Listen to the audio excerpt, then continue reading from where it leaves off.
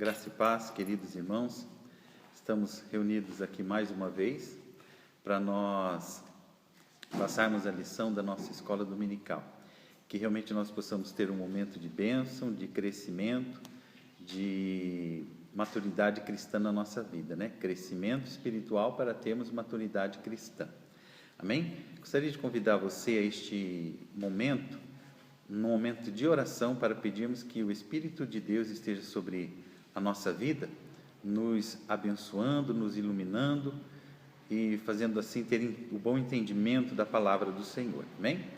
Senhor nosso Deus e maravilhoso Pai, que estamos diante de Tua presença e primeiramente queremos Te louvar, Te exaltar, Te agradecer por este dia, pelas bênçãos que o Senhor tem derramado sobre as nossas vidas, pedir que o Senhor possa estar derramando sobre nós o Teu Espírito Santo, a fim de que possamos ter um bom entendimento da Tua palavra e consigamos, ó Deus querido, através do Teu Espírito, guardar a Tua palavra no nosso coração, para que ela, estando no nosso coração como semente, ela possa, Senhor, criar raízes e frutificar, para que o Teu nome seja glorificado e para que tenhamos uma vida abençoada. Pai Santo, Pai maravilhoso, abençoe todos quantos nos ouvem neste momento, que realmente a Sua palavra seja bálsamo, a Sua palavra seja, Pai Santo, palavra de cura, seja palavra de conforto para todos quantos nos ouvem neste momento. Pai Santo, é assim que eu oro, o adoro e o glorifico em nome de Jesus. Amém, Senhor, e amém. Não sei se você já ouviu falar a expressão evangelho social. Essa expressão evangelho social, ela nos reporta, ela nos leva, né, a uma expressão usada por John Wesley sobre a prática do evangelho e a vida cristã. Disse ele: não há santidade que não seja santidade social. Reduzir o cristianismo tão somente a uma expressão solitária é destruí-lo, né? John Wesley, fundador do movimento metodista, nos trouxe essa expressão, né? E John Wesley, de certa forma, podemos assim dizer que certamente era sensível às carências do seu mundo, né, no seu tempo, tanto no âmbito espiritual como no social e comunitário. Por isso incentivava uma vida de santidade pessoal, expressa tanto em obediência aos preceitos e direções de Deus, como no socorro e luta pelas pessoas necessitadas. Atitudes através das quais os cristãos pudessem reformar a nação, especialmente a igreja, e espalhar a santidade bíblica. Fé e obra foram a base do movimento wesleyano e, como veremos, também a base do ministério exercido pelo apóstolo Tiago. A nossa lição de hoje trata a respeito dessas duas palavras, vamos assim dizer, importante para a nossa vida cristã: fé e obras. Lá em Tiago, no capítulo de número 2, do versículo de número 14 ao 26, o texto bíblico nos diz assim: meus irmãos, que aproveita se alguém disser que tem fé e não tiver as obras? Porventura a fé pode salvá-lo? E se o irmão ou a irmã estiverem nus e tiverem falta de mantimento cotidiano, e algum de vós lhe disser: ide em paz, aquentai-vos e fartai-vos, e não lhe derdes as coisas necessárias para o corpo, que proveito virá daí? Assim também a fé, se não tiver as obras, é morta em si mesma. Mas dirá alguém: tu tens a fé e eu tenho as obras. Mostra-me a tua fé sem as tuas obras, e eu te mostrarei a minha fé pelas minhas obras. Tu crês que há um só Deus? Fazes bem. Também os demônios o creem e estremecem. Mas, ó homem vão, queres tu saber que a fé sem as obras é morta? Porventura o nosso pai Abraão não foi justificado pelas obras quando ofereceu sobre o altar o seu filho Isaque? Bem vês que a fé cooperou com as suas obras, e que pelas obras a fé foi aperfeiçoada. E cumpriu-se a escritura que diz: e creu Abraão em Deus, e foi isso imputado como justiça, e foi chamado o amigo de Deus. Vedes então que o homem é justificado pelas obras, e não somente pela fé. E de igual modo, Raabe, a meretriz, não foi também justificada pelas obras, quando recolheu os emissários e os despediu por outro caminho?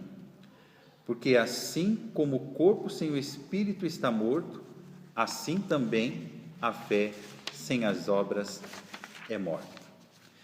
A epístola de Tiago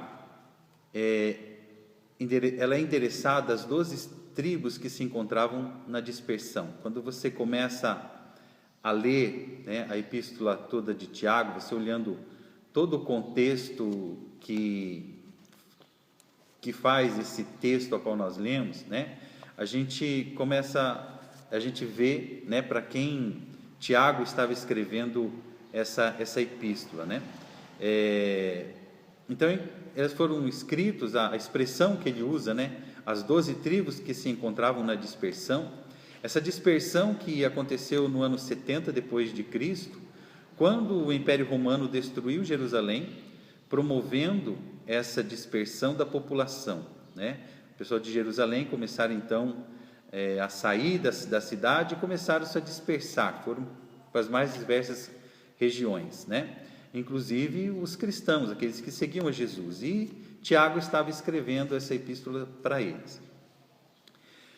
As 12 tribos a que o apóstolo se refere não dizem respeito àquelas organizadas como no Antigo Testamento, até porque nesse período elas não mais existiam. O povo de Deus, naquela hora, naquele momento, naquele contexto histórico em que Tiago endereçava essas epístolas, era formado então, né, vamos assim dizer, por gentios e judeus, né? Gentios convertidos, e a intenção da carta era instruir todos os cristãos espalhados pelo mundo da época. Essa epístola é considerada por muitas pessoas como polêmica, tendo em vista os assuntos por ela tratados, tais como a declaração de que exclusão, discriminação e diferenciação de classes também são praticadas dentro da igreja, né? Diversos assuntos são abordados nessa epístola. No caso de Tiago, sua crítica era destinada à liderança das sinagogas que faziam distinção entre os ricos e pobres.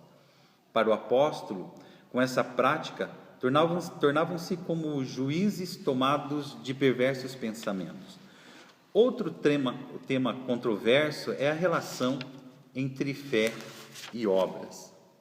Quando Tiago afirma que a fé, se não tiver obras, por si só é morta, né? Você vai ver isso lá no capítulo de número 2 e o versículo de número 17, a afirmação de Tiago: a fé, se não tiver obras, por si só é morta, demonstrando uma forte correlação entre as duas dimensões. No entanto, tal afirmação parece estar em contradição com as palavras do apóstolo Paulo, que afirmou que o homem é justificado pela fé, independente das obras da lei. Isso está em Romanos, no capítulo de número 3 e o versículo de número 28. Como compreender essas aparentes contradições, né? Paulo afirma uma coisa e Tiago afirma outra. Será que existe realmente contradição, né, do que Paulo afirma e o que Tiago afirma? Creio que não. Mas vamos ver o que o texto nos diz. É exatamente o tema de acepção de pessoas que sustenta a afirmação de Tiago. Como pode alguém que diz amar a Deus e amar ao próximo não ser capaz de demonstrar com atos este amor? Assim, diante dessa espiritualidade sem prática, Tiago contesta a afirmação de que somente a fé é necessária para salvar. Tiago então questiona o tipo de fé exercida pelos irmãos e irmãs daquele tempo. algumas pessoas entendiam que viver a fé significava congregar, adorar, louvar, orar e meditar nas Escrituras. O apóstolo então ensina que estas ações de piedade deveriam aproximar as pessoas de Deus, mas ao mesmo tempo transformá-las, a ponto de viverem essa fé na relação com o próximo e com novas atitudes, né? Realmente, quando nós examinamos as Escrituras e vemos os escritos de Paulo referente à fé, ele demonstra que realmente a fé é importante. Ele realmente, vamos assim dizer, carimba ali a grande importância que tem a fé na vida do cristão, né? Se não tivermos fé, quando não agimos por fé, né, a falta de fé, a gente não agrada a Deus. Sem fé é impossível agradar a Deus, diz as Escrituras Sagradas. A salvação realmente, ela nos chega pela fé, né? Quando nós temos fé e cremos em Cristo Jesus como Filho de Deus, aí que realmente a salvação acontece em nossa vida. Mas a grande questão, talvez, que nós podemos levantar é: que fé nós temos tido dentro do nosso coração na nossa vida? Tiago, ele usa, né, ali no texto dele, dizendo que os demônios também creem, né? Que os demônios também acreditam e sabem da existência de um só Deus, mas nem por isso tem uma vida de salvação, nem por isso tem comunhão com Deus, né? Então, quando nós começamos a refletir e começamos a pensar sobre esse assunto, talvez seja o importante nós pensarmos, né, que fé que nós abrigamos dentro do nosso coração.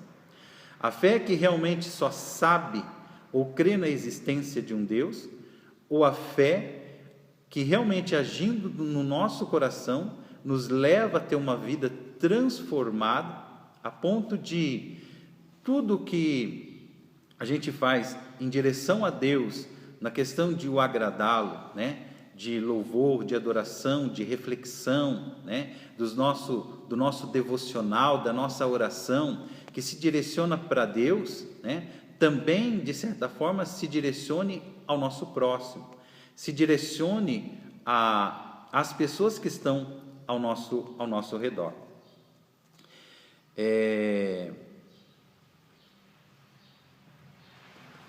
Então, quando nós trazemos essa fé dentro do nosso coração, essa fé tem que produzir algo em nossa vida, algo novo, né? A gente não pode tão somente dizer que nós cremos em Deus e não ter uma vida transformada, diferenciada e que não se alinhe com os ensinamentos de Jesus, né? Podemos dizer que há uma hipocrisia aí quando nós dizemos assim: olha, eu creio em Jesus, eu acredito em Jesus e sei que Ele é o Senhor dos Senhores, o Filho de Deus, mas eu não pratico os seus ensinamentos. Pode ser que essa fé não seja a fé que opera em nós a salvação. Essa fé é a fé dos demônios, né? Porque os demônios também creem, mas não obedecem. A diferença está aí. Quando nós cremos em Jesus e aceitamos a sua palavra, e aceitamos o seu ensinamento, e o reconhecemos como Senhor e Salvador das nossas vidas, essa fé nos leva ao quê? À prática das obras. Se eu digo que eu tenho fé, mas eu não pratico as coisas que agradam a Deus, mas se eu, né, não sigo os passos de Jesus, e quando nós olhamos para a palavra de Deus, e quando nós olhamos para os ensinamentos de Jesus, nós vamos ver que tem muitos ensinamentos para as nossas vidas que fazem parte do nosso dia a dia, com relação às pessoas que estão ao nosso redor, à nossa família e ao nosso próximo. Como é que eu posso dizer que eu amo Jesus, ou que eu creio em Jesus, se ao mesmo tempo eu não amo e eu não respeito ao meu próximo? Parece que existe aí uma hipocrisia, e é justamente essa hipocrisia, é essa falta de obras, né? Essas obras, na verdade, a gente pode traduzir como frutos da nossa fé. Se eu creio, eu produzo aquilo que realmente tem relação com o reino de Deus, com Deus e com os ensinamentos de Jesus, né?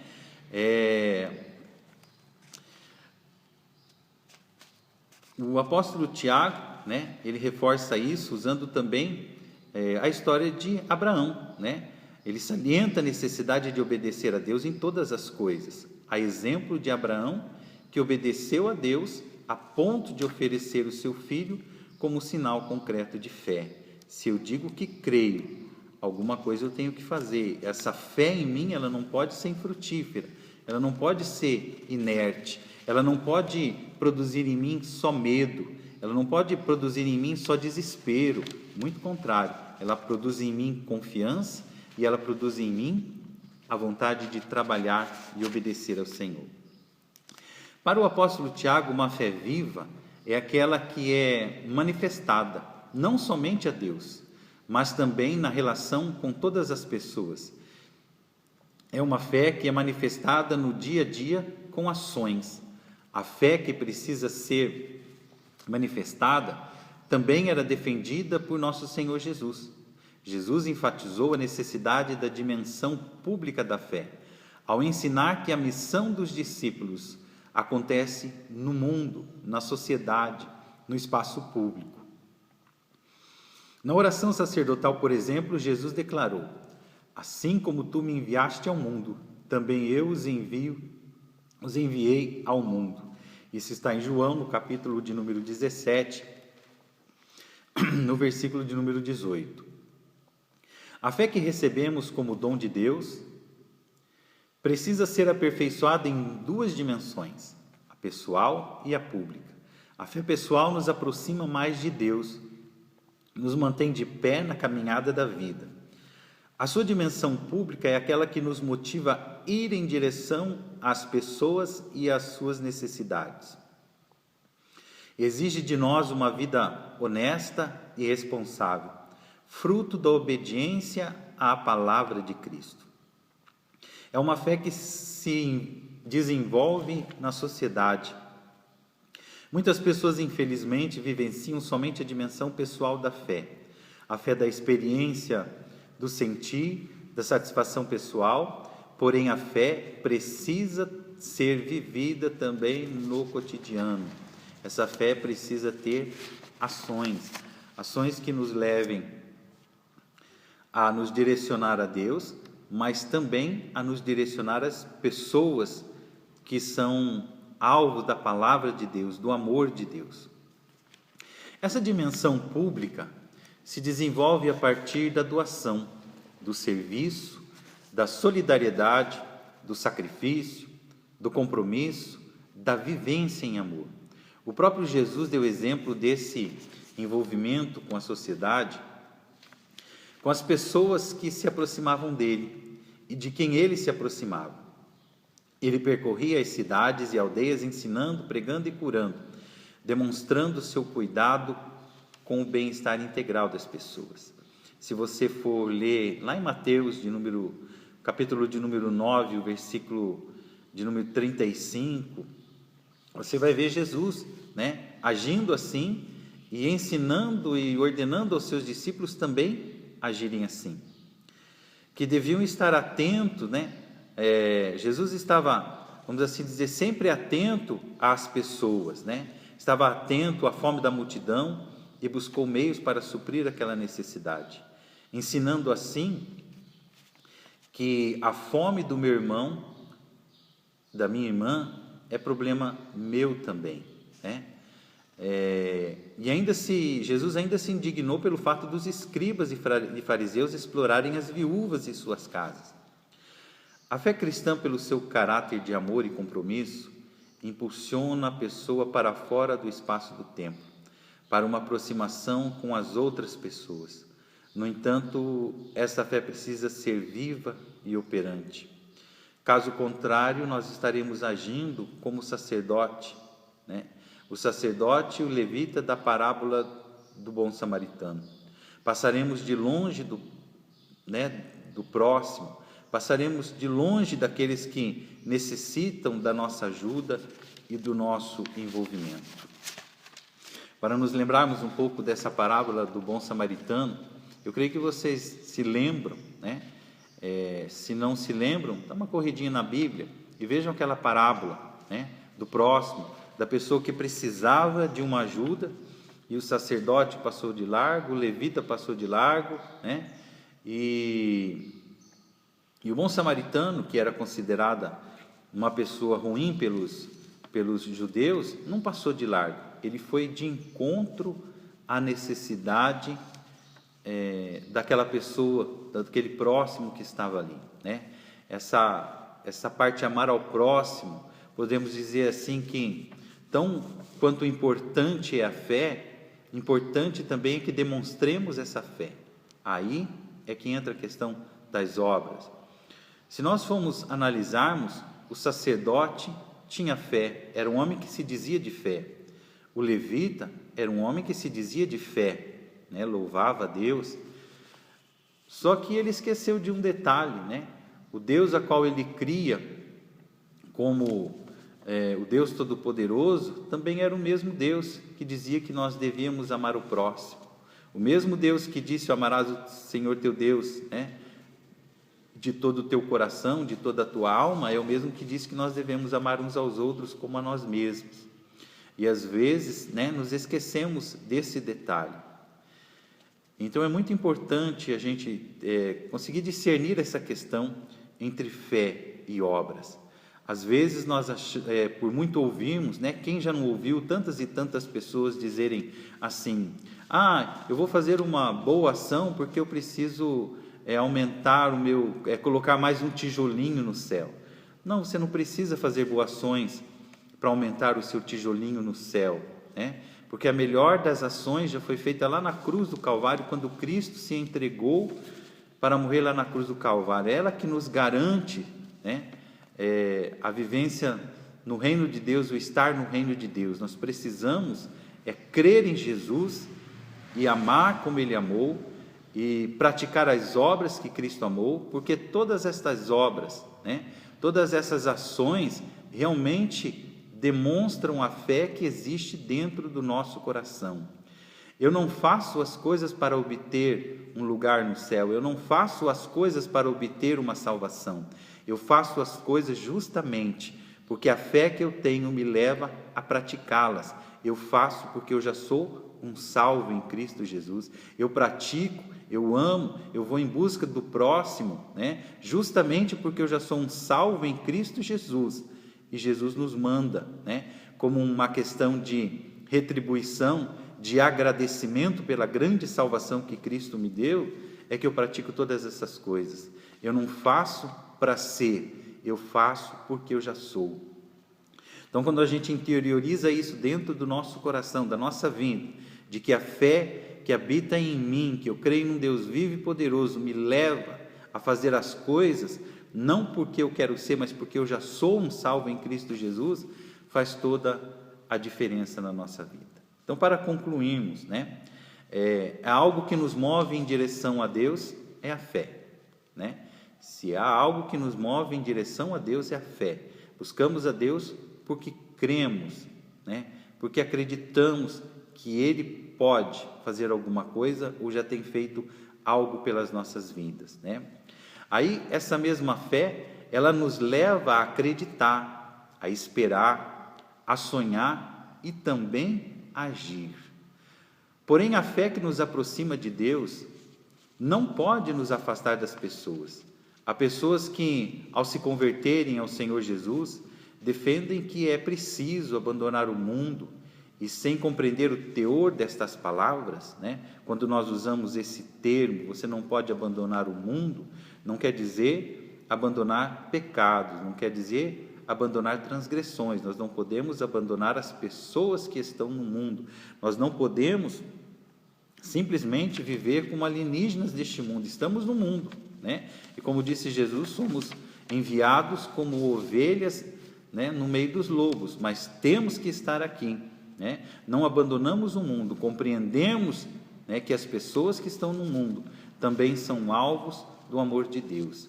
E às vezes o pensamento errado faz com que a gente nos afaste, né? Faz com que nos afastemos das pessoas, nos afastemos às vezes dos nossos familiares, nos afastemos das pessoas que até conhecemos a Jesus, às vezes tínhamos uma boa relação de intimidade, mas porque às vezes não compartilhamos de uma mesma fé, achamos que a gente não deve mais andar com estas pessoas. Isso é um erro, né? Jesus não nos mandou agir assim, muito pelo contrário, aí é que temos que estar mais próximos, aí que temos que demonstrar mais amor.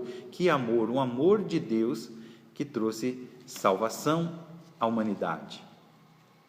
Então, a gente não pode se afastar das pessoas e desses espaços, desses locais, vamos assim dizer, que é onde estão as pessoas que são alvo do amor de Jesus. Na verdade, o local da missão da igreja é o mundo, né? Viver a nossa vida cristã dentro de igreja é muito fácil, mas o local da nossa missão verdadeiramente não está dentro da igreja, está no mundo lá fora. E como John Wesley, ele mesmo, né, tem uma exclamação dele, que ele dizia assim: olha, o mundo é a minha paróquia. Enquanto a gente quer regionalizar, enquanto a gente quer demilitar ações, né, essa expressão de John Wesley nos deixa, vamos assim dizer, traz clareza ao nosso coração de saber que o mundo é a nossa paróquia, as pessoas são as ovelhas a quais a gente sempre tem que ter cuidado. Cada igreja, né, dentro dessa expressão, como diria John Wesley, o mundo é minha paróquia, de reconhecimento que o mundo é quem precisa da palavra de Cristo. Cada igreja é desafiada a perceber os problemas e as necessidades que as cercam para que, no seu compromisso com a missão, possa encontrar meios para participar da solução e, assim, por meio das obras, vivenciar e demonstrar a sua fé. Fé e obras. Fé nos leva à presença de Deus, né? E as obras é o fruto dessa fé que nós trazemos dentro do nosso coração. Alguém pode dizer assim: não, eu creio em Deus e está tudo certo. Sim, está tudo certo se esse crer em Deus te leva a uma mudança de vida, a um comprometimento com Deus, com o reino de Deus e com as pessoas que são alvo do amor de Deus. Reflita nisso, pense nisso, né? Olhe sempre para o seu lado, como as pessoas ao seu lado estão vivendo, como as pessoas ao seu redor estão vivendo. Elas precisam de uma palavra amiga, elas precisam de uma ajuda, elas precisam de um socorro. Seja você, em nome de Jesus, esse socorro. Seja você, em nome de Jesus, essa palavra amiga. Seja você, em nome de Jesus, a expressão, né? Seja você a mão de Deus ao agir na vida dessas pessoas que estão ao seu redor e precisam saber que existe um Deus que salva e que dá salvação a todos aqueles que nele creem e que age, né, vamos assim dizer, a fé age para que sejam também vidas transformadas, para que o reino de Deus assim possa prosseguir. Amém? Convido você a curvar a sua fronte, fechar os teus olhos, abrir o seu coração, para que tenhamos assim um momento de oração. Senhor nosso Deus e maravilhoso Pai, temos a plena consciência, Senhor, de que a Tua palavra ela é muito mais do que aqui explanamos, ó Deus amado, de que ela é muito mais profunda. E o que nós te pedimos, ó Deus querido, é que o Teu Espírito Santo continue a trabalhar na nossa vida, o Teu Espírito continue a falar no nosso coração, a transmitir, ó Deus amado, a nossa alma, o nosso ser, a Tua vontade, Pai, para que assim possamos agir, que a nossa fé não seja uma fé morta, que a nossa fé não seja uma fé dos hipócritas, Senhor, mas que seja uma fé viva, uma fé operante, e que possamos nós agirmos como os verdadeiros trabalhadores da sua seara, Senhor. Se dissermos que cremos, se dissermos que amamos a Deus, assim possamos demonstrar através de atitudes, Pai, que o mundo possa ver, que sejamos, ó Deus querido, ó Pai Santo, uma vela colocada sobre a mesa, Senhor, e não debaixo da mesa, para que possamos iluminar todos quantos estão ao nosso redor. Pai Santo, assim eu peço que o Senhor abençoe todos quantos nos ouvem e que essa palavra seja para abençoar cada uma dessas vidas. Pai querido, é assim que eu oro, em nome de Jesus. Amém, Senhor.